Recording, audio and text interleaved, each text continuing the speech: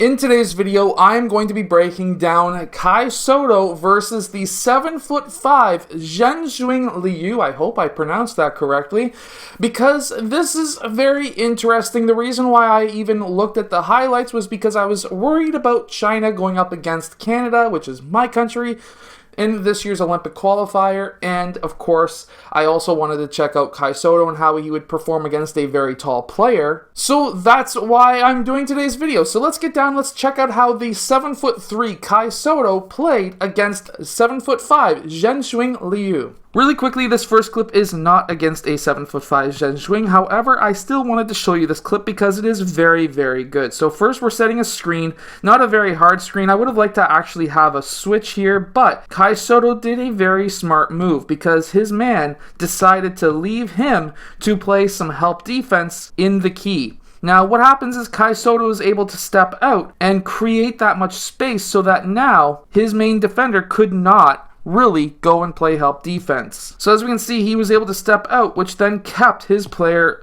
glued somewhat sort of tight to him, so that now his player, Kai Sotto's teammate, is able to go in for that reverse layup. I also liked how aggressive Kai Sotto was playing throughout this game. He was able to get a lot of offensive rebounds and going in for the dunks. This is something that I really wanted to see Kai Sotto do. This was something that I really wanted to see him improve on, and it looks like he is starting to improve on that. So now in this clip we have Chuanxing, and he's sitting in the paint, and now he has to come out and guard Kai Sotto, who is actually a very fast player, and Kai Sotto is able to absolutely dunk it on his face. So why is this important? Well, this is important to me for two different facts. Number one, Chuanxing doesn't like to guard out in the perimeter. That tells me that. So of course, Canada has a lot of perimeter bigs, and we just may really wreak havoc on his ability to even defend. If we can play a 5-out offense, of course, Canada's going to do extremely well. Height is not always a benefit anymore, as we can see with Chuanxing, but height is an advantage for Kai Sotto here,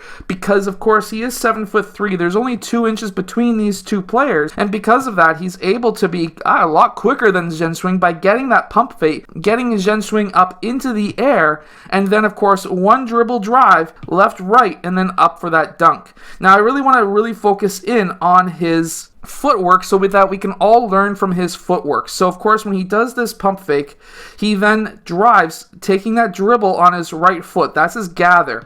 Now he picks up the ball, goes left, right, and look, on that right foot, he's able to go onto his toes. So this foot, left foot, would be heel toe. Right foot will be toes only, which will allow him to get up quickly and be able to dunk that ball without Chuanxing being able to block that dunk. This next clip, we have another screen, and Chuanxing is hedging out and trying to defend that player who used that ball screen, and of course that's sometimes a good thing to do, but when you've got a 7'3" Kai Sotto and you're not a very fast 7'5" guy, you're going to be opening up the lanes for some massive dunks. And of course the Philippines are good enough to set up passes to Kai Sotto coming off the screen for Kai Sotto to be able to slam down some nasty dunks. And this is what I also really wanted to see Kai Sotto improve on, cutting to the rim hard after a screen so that now you can set yourself up for these dunks. Now, after you set these screens, what you really want to do is, as a point guard, you want to go a bit wide to try and draw out that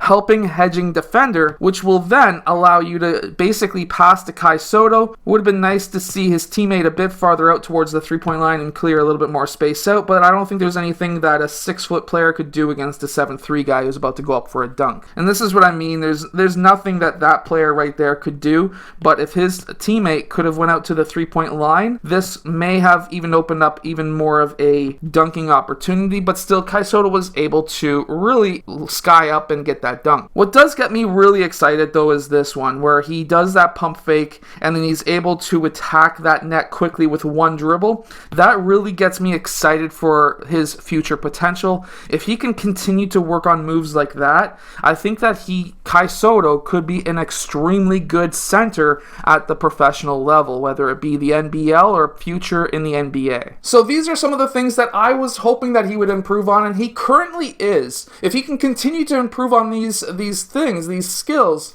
I think that Kai Sotto could be an extremely good basketball player. And Zheng needs to really work on his footwork and being able to keep up with some of the faster bigs around the world.